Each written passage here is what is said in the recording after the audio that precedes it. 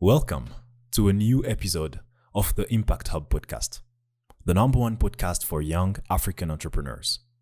My name is Ephraim Kalubi, and it's a pleasure to have you here today. In today's episode, I will be having a conversation with Sébastien Bruyr. Sébastien is the current Chief Commercial Officer at Odoo.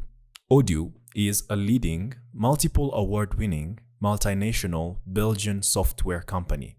They specialize in building and providing business management applications for small, medium, and large companies. The company was founded in 2002 by its current CEO, Fabien Pincayers, and has today over 7 million users worldwide, ranging from single users account to large enterprises of over 300,000 users. Today, the company has over 3,200 employees in 15 plus different offices and countries all over the globe.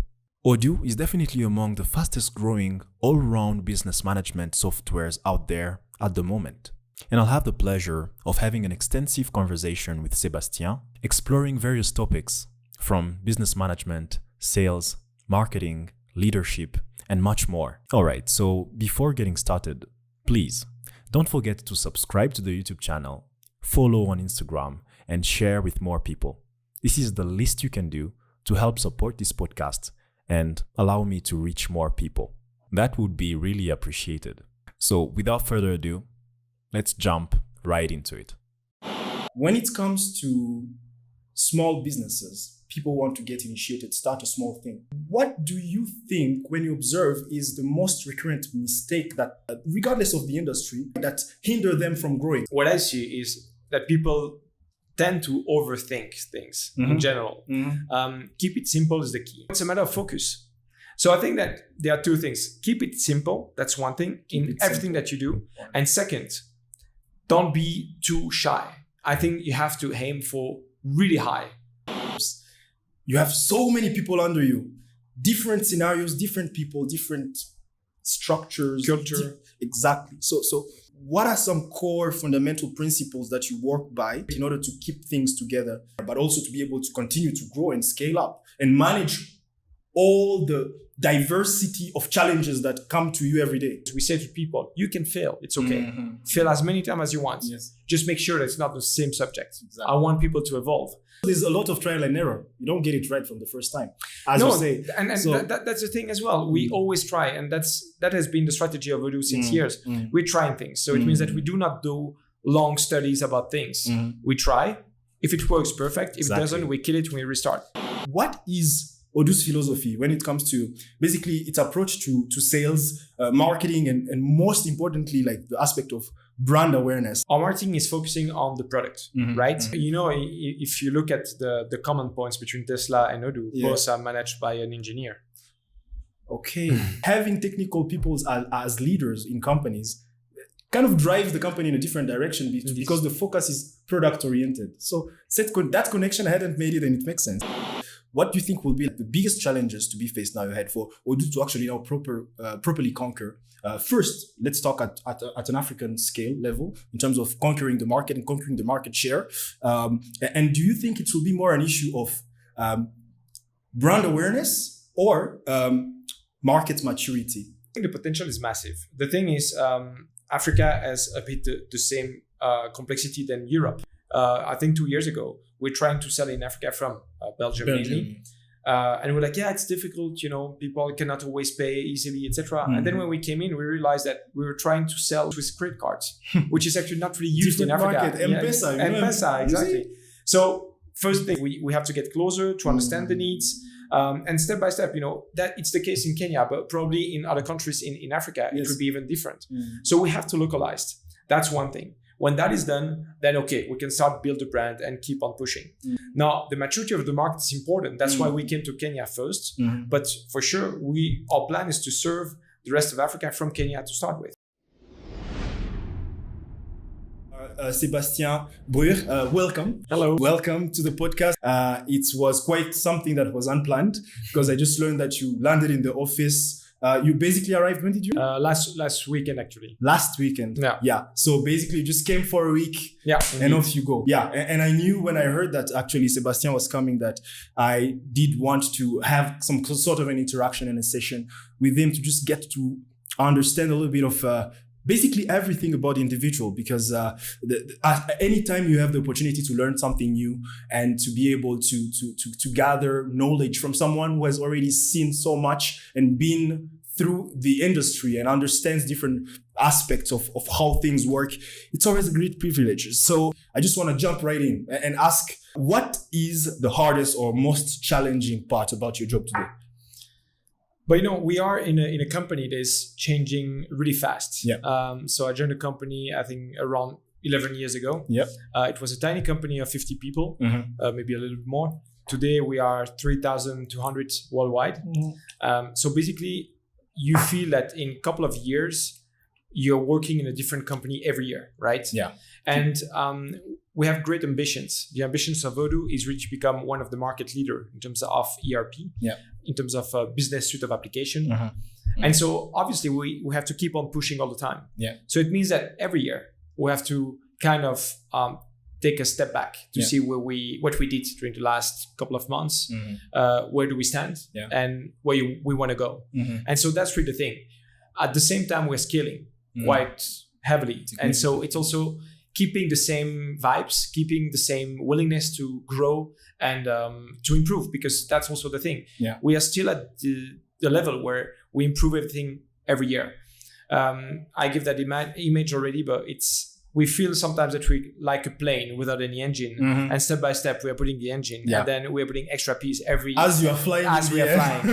And that's exactly what it is actually to be managing a company like Odoo. Yeah. It's really new stuff every day, and of course a lot of energy. Okay, that's great, and I can imagine it's really not an easy task, especially that the company somehow reinvents itself every year, and there are new trends in the industry, and you have to adjust to the new trends and always be on the lookout to learn more, to adjust to the market, which is quite interesting. I did a little bit of digging on a few sources on LinkedIn, etc., and I can see that before actually getting into sales, you first started in the banking sector, right? Yeah, which is quite interesting. There's no really kind of a direct correlation, unless maybe you've been able to find a way to connect both. So I'd just like to know like how and when did that transition happen, and how did you end up just in the world of sales and marketing from there? So basically, I've been opportunistic. I finished my study in terms of marketing and management. You did marketing in uni? I did marketing and management. Okay. It was the bachelor. And then I was about to start a master degree. And then I got a couple of offers from companies that were actually looking for new employees. Yeah. I got the offer from KBC, which is the bank that I worked for. Yeah. And I said, I will do the exercise to go for an interview, because I didn't know really what they were doing. I said, okay, it's always good to have that experience, right? Indeed. And when I went, I discovered that actually they have one of the best traineeship that you can have. Okay. And so I said, okay, basically I have two choices. Either I go for a master degree, or I kind of go for a job where I do a kind of master degree at the same time. Yeah, because you learn. Exactly. And it was really a traineeship. So I had classes, I had really exams to pass, etc. And so that's why I did I took the decision to go for that, because I knew that then I would cover a lot of different topics. It was really about finance, about analysis, etc. And it was really interesting. Yeah. So that's how I jumped into that sector. Though I knew that I wanted to be in the IT sector since day one. That was my goal. So my plan was to stay for a couple of years in the banking industry, and then to look for a job in the IT sector, especially in the startup. That was really my two main, I would say, criteria. Okay, so it was kind of already in the radar, and you kind of knew already like where you want to put yourself to orient yourself. Indeed, that was a goal. Now, obviously, things doesn't always happen as you wish, but at least if you try and if you can, but then it's brilliant. That's what happened to me. After 2 years in the bank, I had the opportunity to join Odoo, which was still open ERP at the time, and obviously it was a massive risk. Yes. I was in a bank. Bank are quite secure in terms of job. Jumping into a startup that was really barely doing, I think, 4 million euros at that time in terms of turnover. Okay. It was, as I said, around in sales we were 12, if I remember well. That was back in like 2012. Yeah, I think 12 actually. 2012, like some 2005 and 2012. That's when you got in. Yeah, indeed. This is quite some time back, some time ago. Indeed. So basically, you've been there and you got started.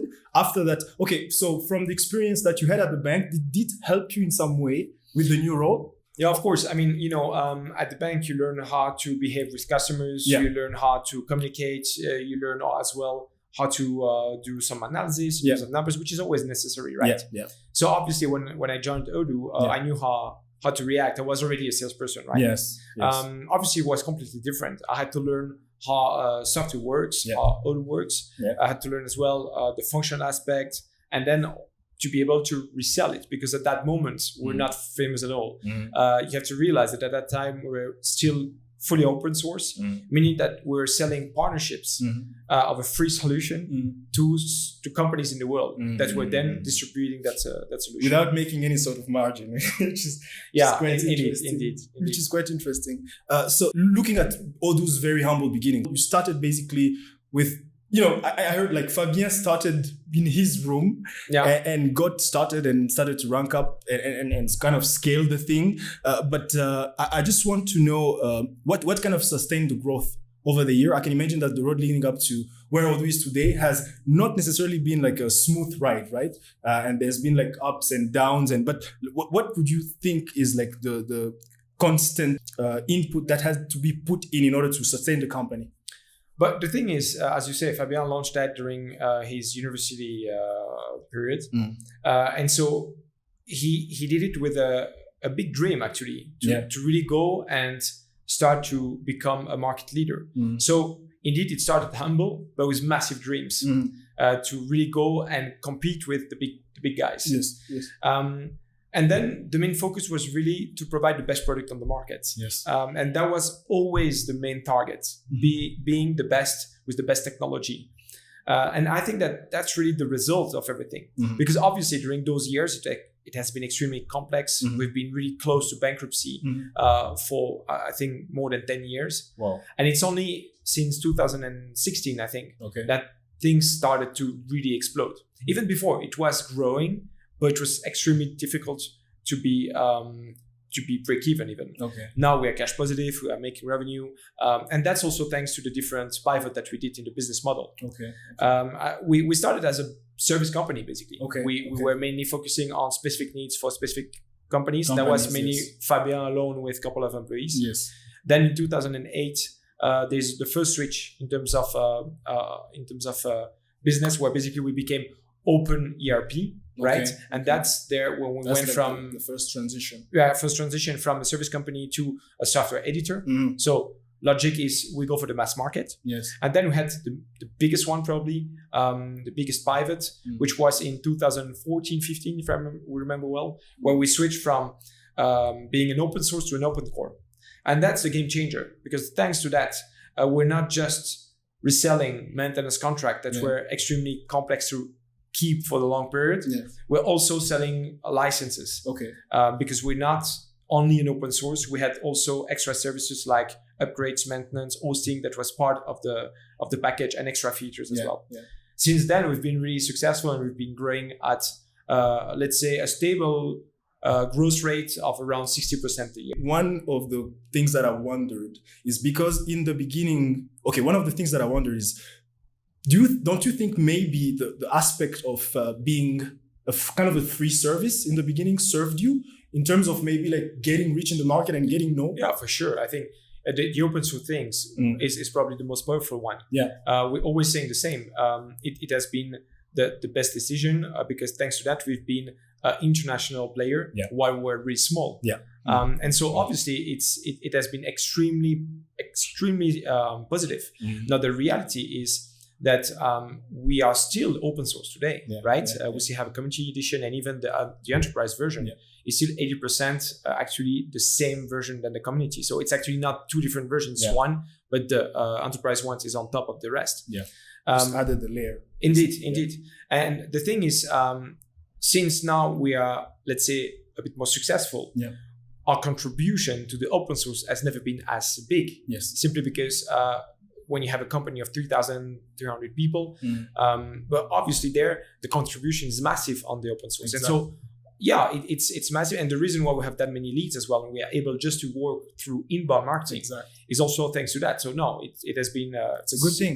It has been complex to handle. Yeah. It has been complex to find the right business model. But of course, it's one of the best things we did. Yeah, it's smart because at the beginning it might seem counterintuitive, right? People say, "What are you doing? You know, offering literally everything on a platter," but you don't understand that the best marketing, and I think I heard you say that the best marketing is just a great product. Indeed. You know? And when you give the people the opportunity to test it out, actually to try it out, and to give a couple of features already, they can have access to it. When you propose something that involves a monetary aspect of it, they won't hesitate because they've already tried the product. Yeah, they know what they're buying. That's just amazing. So, okay, now there was the transition and the growth of the company. Looking up, I can see that June last year, I think, if you maybe recall, it might have been a great month for Odoo because of the 150 million USD investment from General Atlantic Equity.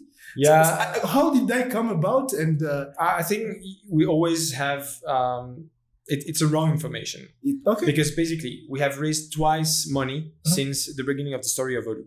Okay. The first one was in 2008, we raised 3 million. Okay. Then we raised the second time in 2014, an extra 7 million. So total, Odoo has raised 10 million. Okay. Basically, the investment of General Atlantic is simply a secondary exit, meaning that we have existing investors that have decided to get out of the company and sell their shares. Sell the shares. So basically, the investment doesn't bring anything in terms of value to the company.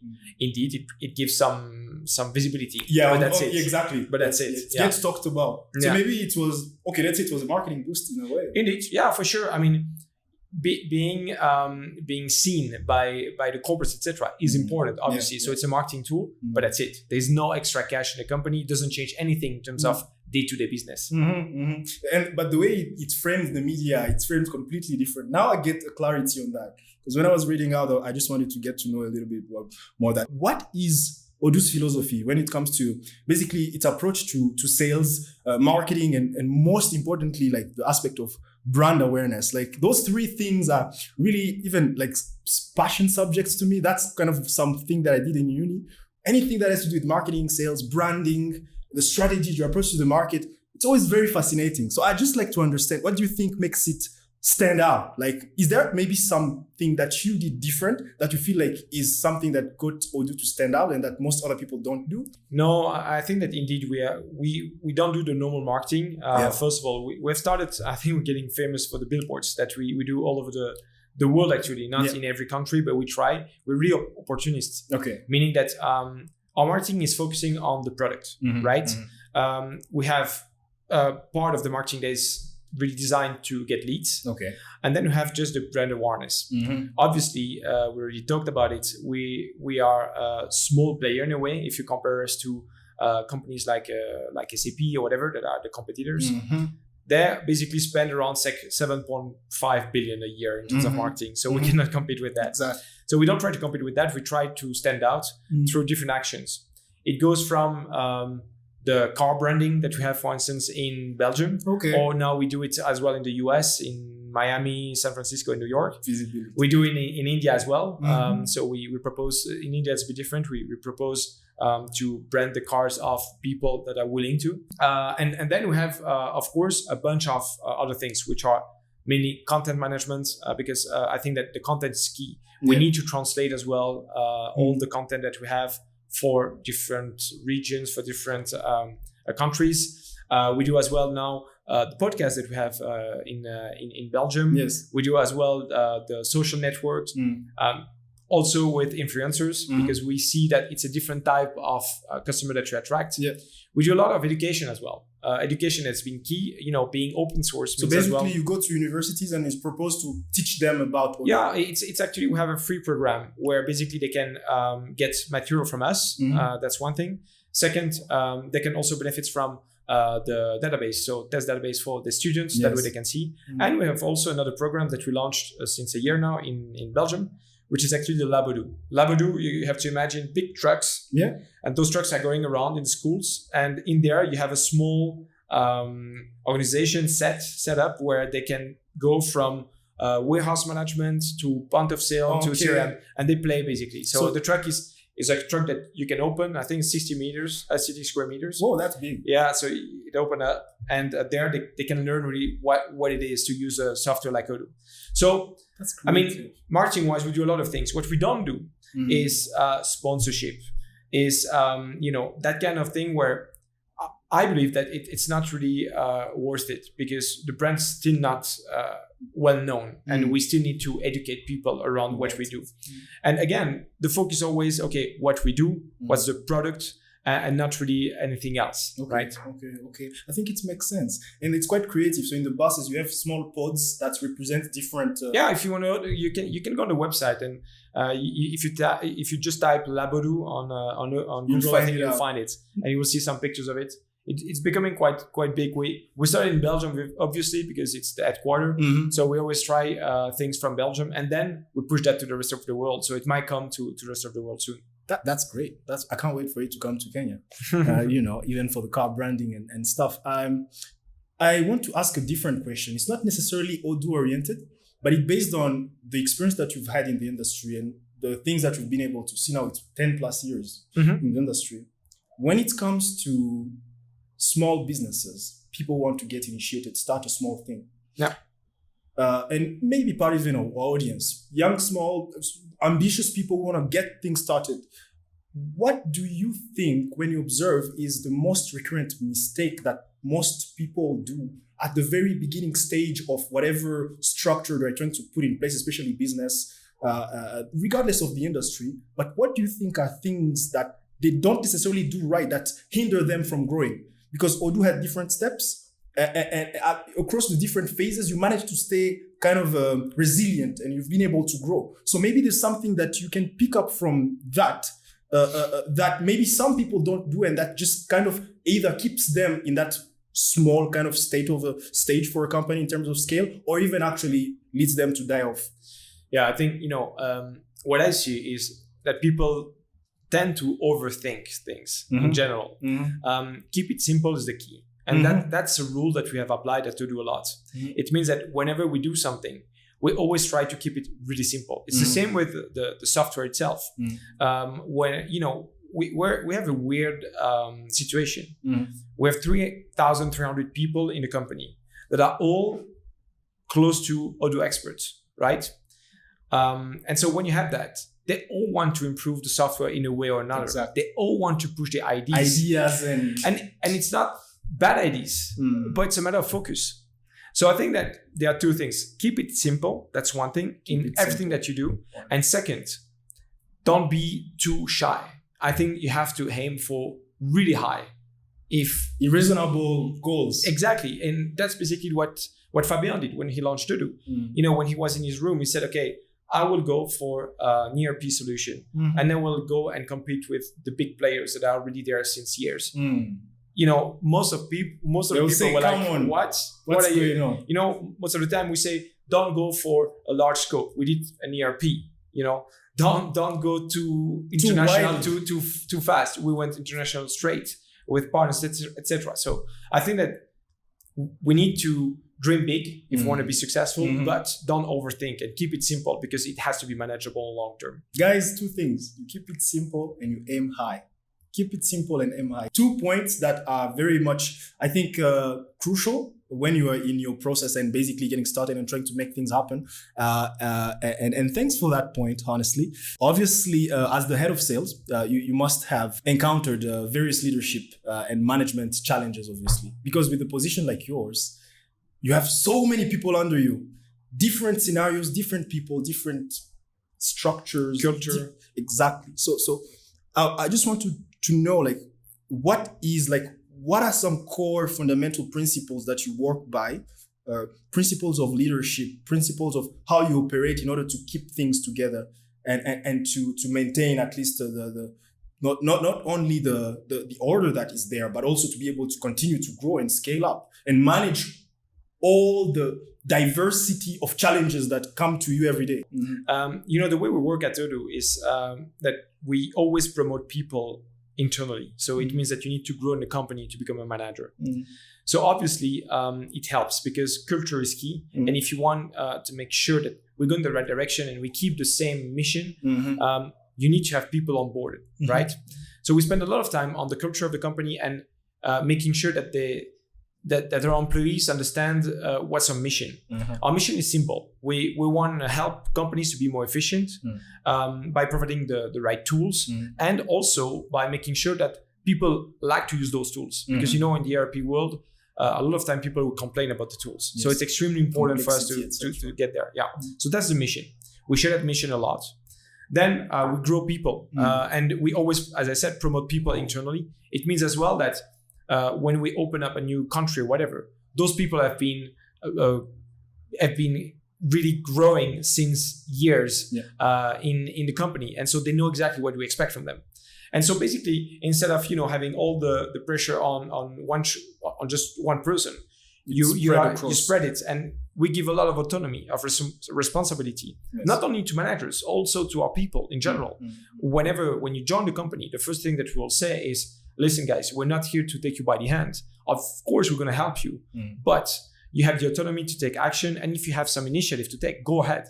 We'll even push actually the initiative quite far, because we say to people, you can fail. It's okay. Fail as many times as you want. Just make sure that it's not the same subject. I want people to evolve. And so when you do that, the challenges are always there because when you scale, it's difficult. It's really, really difficult because, as I said, the plane is actually built at the same time as flying. So sometimes you have to step back and make sure that, we keep the right red line. But yet, that's how we do it, making sure that we have the right people at the right place and with the right mission that is always aligned. There's a lot of trial and error. You don't get it right from the first time, as you say. And so, that's the thing as well. We always try, and that has been the strategy of Odoo since years. We're trying things. So it means that we do not do long studies about things. We try.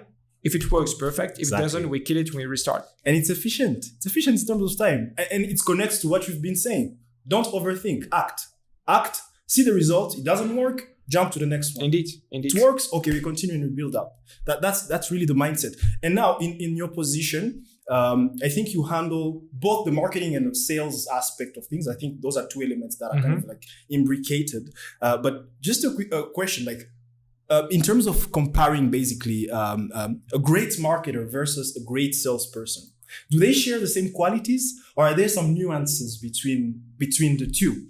But you're right that both are really linked. And today, if I have to define marketing, to me, marketing is serving sales, right? Yes.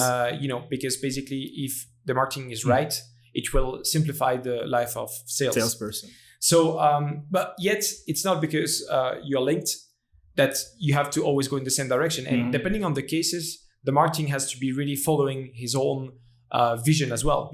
As I said, we have some campaigns that are really into lead management, which are really linked to sales. The others are more on brand awareness. So it's sometimes you see that the alignment's not 100%, but that's fine. There are places where it merges and there are places where exactly specifically individual. But indeed, what matters for me is that both are really aligned in terms of product. They need both to be really expert in the product and share the right message. They need to understand what's a core value of Odoo, what's a plus value of Odoo, and share that message around the markets. So far today, across the different marketing, I would say like channels that are being used by Odoo, which one or which two or top three are the main one that generates the most leads, I would say?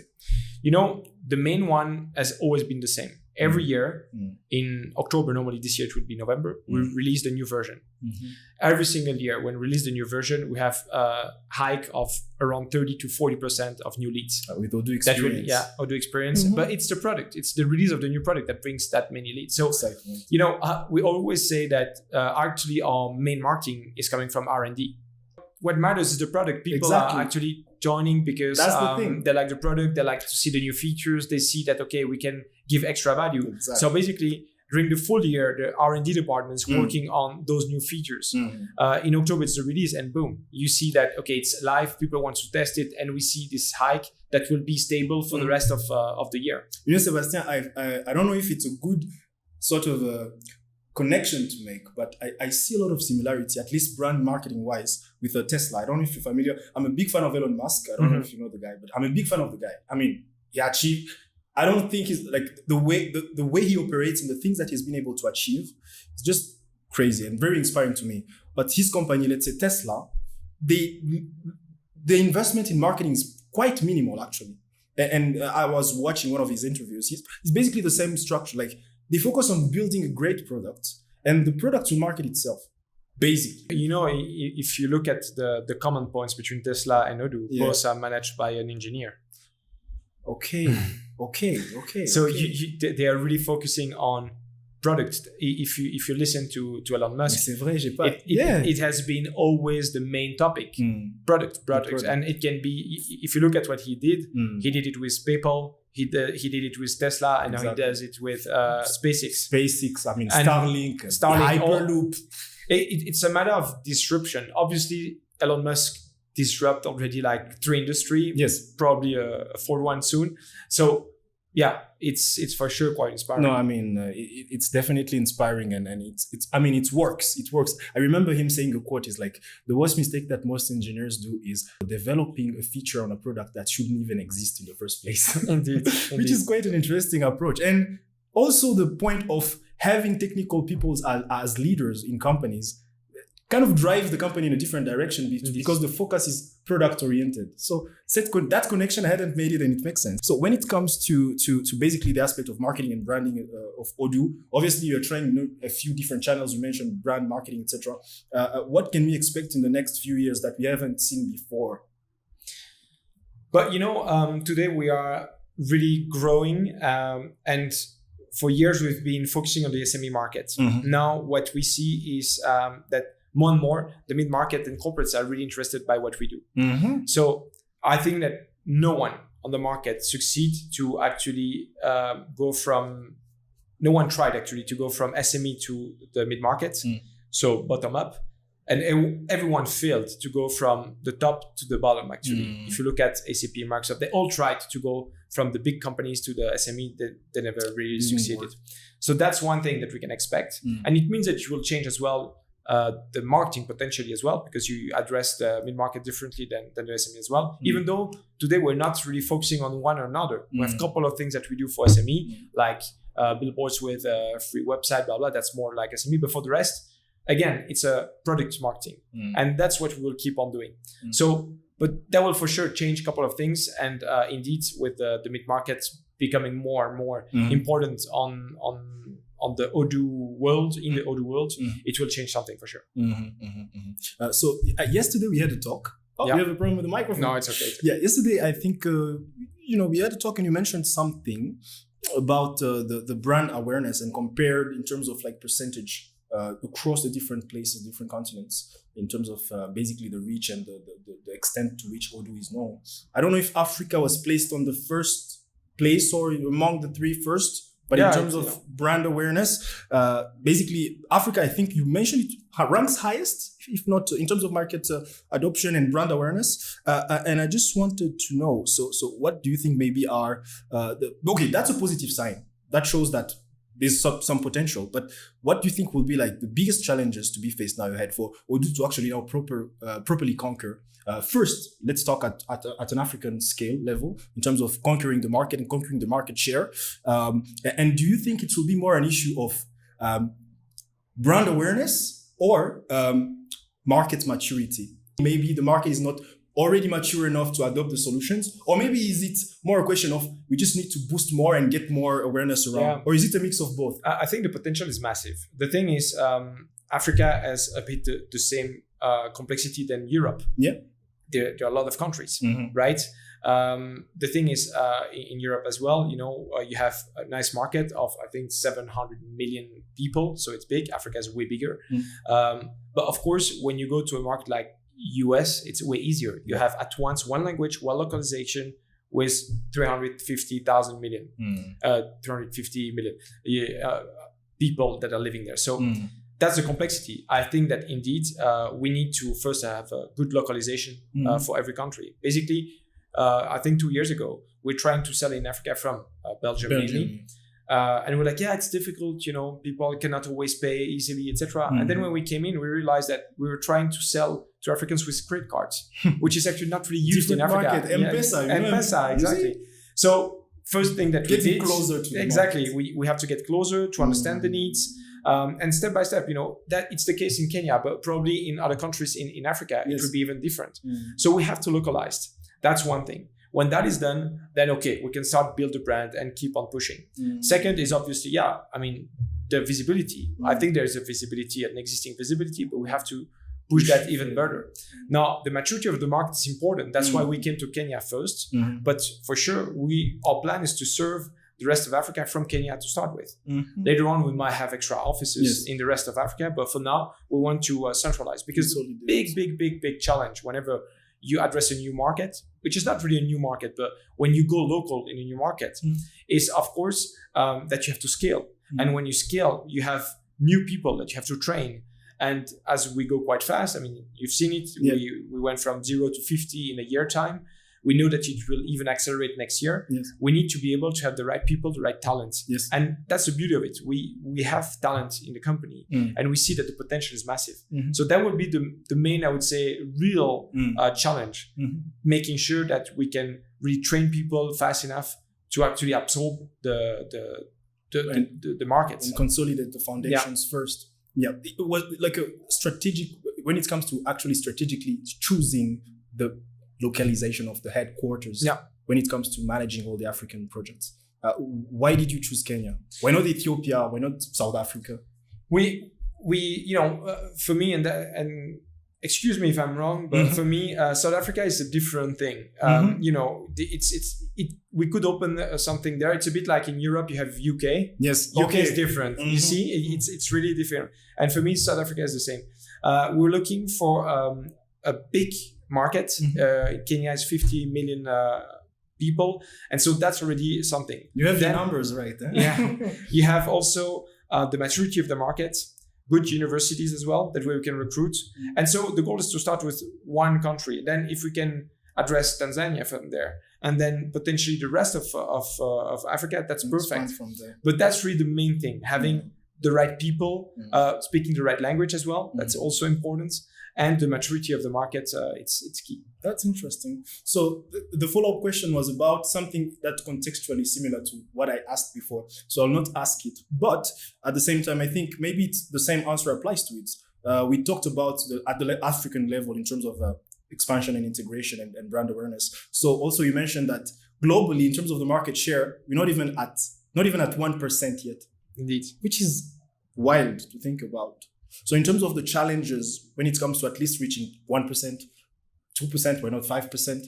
It's the same framework that applies, or there are new aspects to consider? Yeah, of course. Today what we do is just making sure that we do our best, right? In terms of product, etc. Obviously, if you look at the different markets, you see that we start to have a couple of countries where we get to 1%, etc. But on the worldwide level, not at all. Imagine. And that's actually what is also really motivating. Because actually, we're just at the beginning. There's everything yet to be done, right? Exactly. If you look at the mountain, we're at the very beginning and at the very bottom of the mountain, and we still have to climb the mountain. And I think that the acceleration will go even faster now that we're becoming quite mature. We have quite a decent amount of people also to grow, and the ability and the experience to grow faster than ever.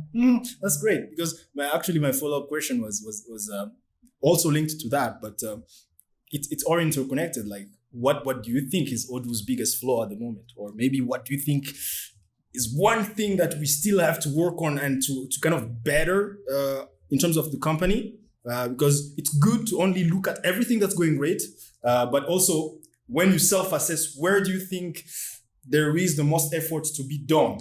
But for me, it's always the same. I think that we're a product company.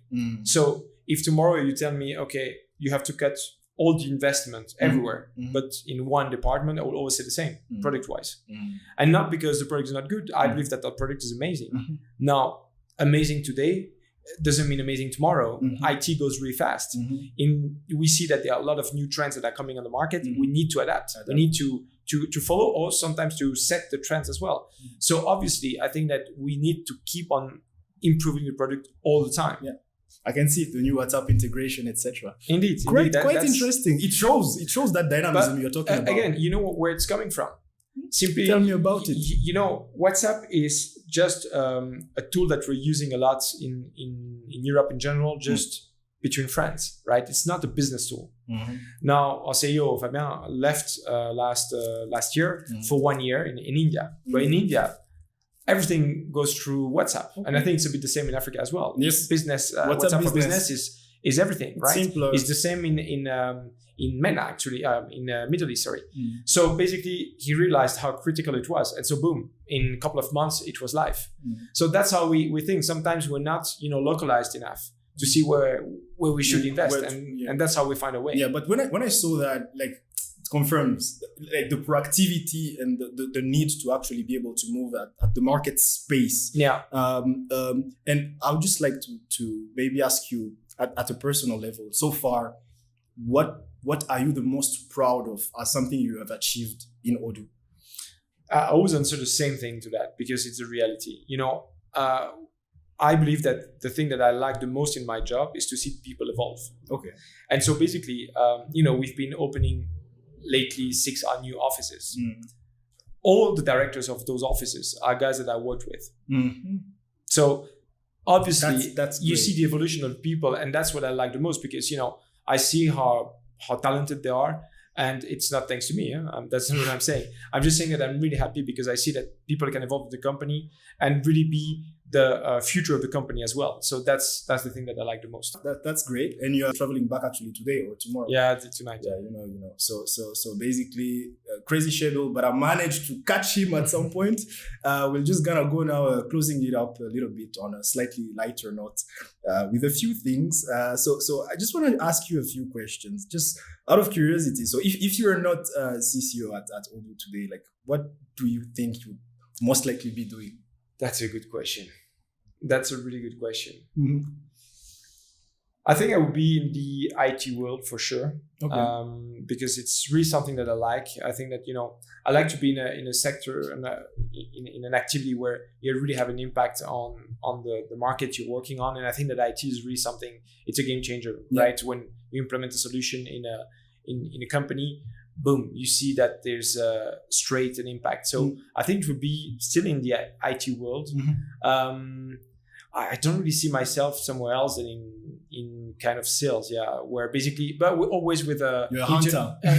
Always with an intellectual challenge. Exactly. And that's what I like to do as well. It's not just like selling something. Generic sales. This is the car. This is the phone buy. Here's the discount. That's it. No, here we are trying to find solutions for the customers. Yeah. So I would say that still in IT and with a massive impact. Great. I think that's what you just mentioned is the first thing that I also noticed when I made the switch and got into like the sales from this perspective. It's much more than just a transactional aspect. Indeed, it's something that involves you intellectually and pushes you to actually explore the solution, understand it before you even get to that. But this actually brings up a question, just random, not really on the script, but for you, a salesperson that's mostly very much strong technical wise, or a salesperson that's very good in terms of like social skills, technical skills versus social skills.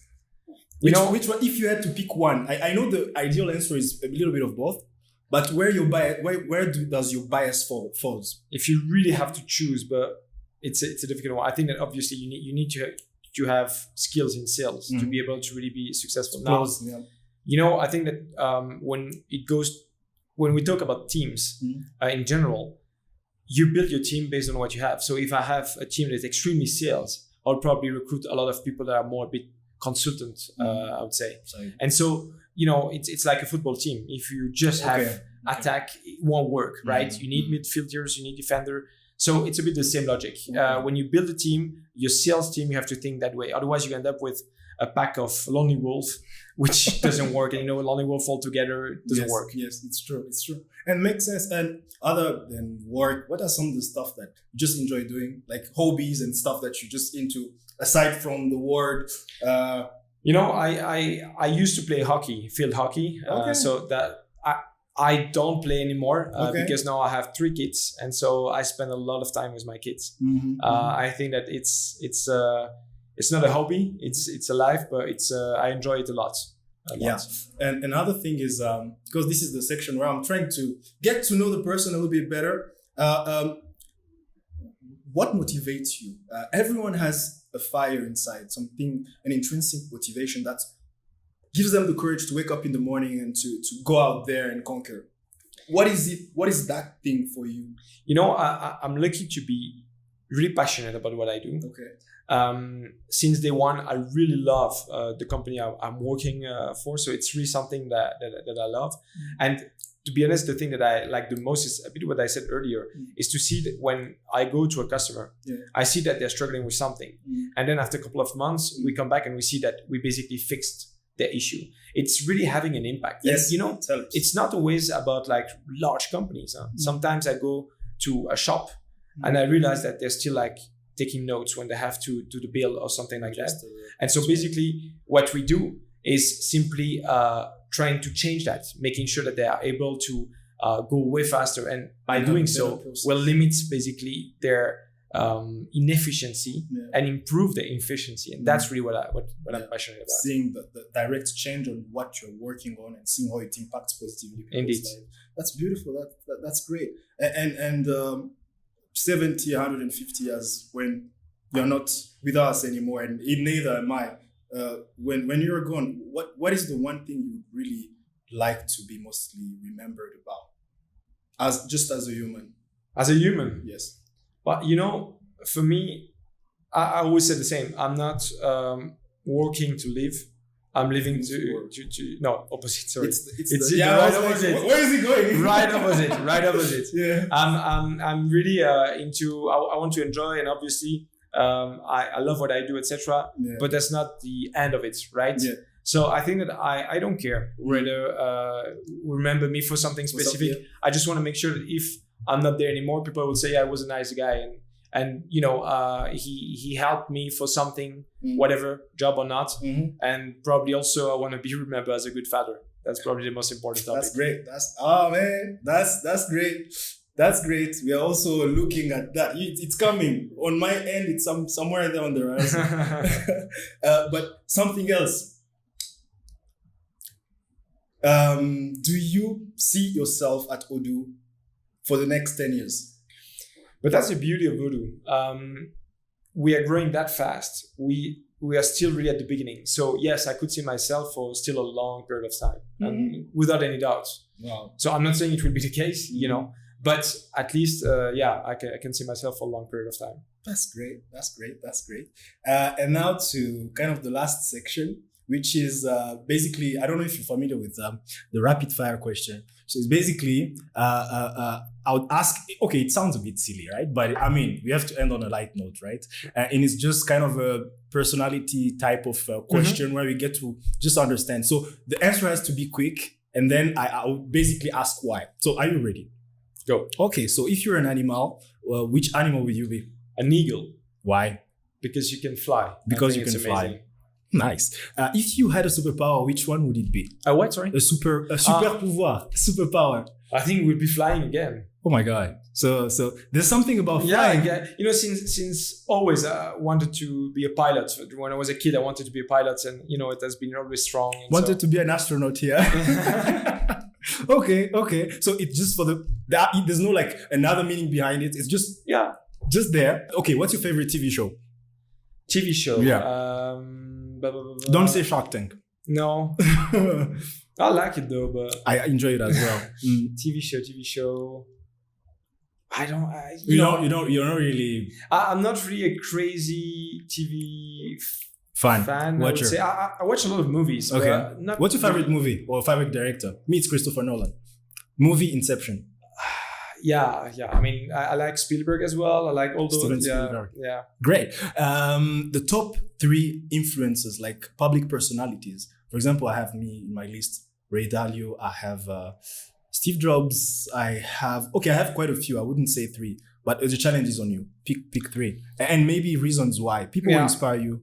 I think I really liked. I mean, we talked about. It's not an inspiration. I'm just really impressed by what the guy did, Elon Musk. You know, Of course, Elon Musk. I'm impressed by the guy. I think disrupting all those industry. I'm At not sure once. at once. That's amazing. So I don't know. I hear also a lot of different things about him. So I'm just talking about the man as an entrepreneur. Yeah. That's amazing. Same here. So then I think someone like Barack Obama. Yes. I think that the guy is just amazing. What he did Great leader. was really unbelievable. Yeah. So yeah, definitely something that I'm looking at. Mm-hmm. And then Number three. I think it's more like I've been growing in an entrepreneur family as well. I've been seeing my father who has built his own business, and also, I mean, my mother always there to support, etc.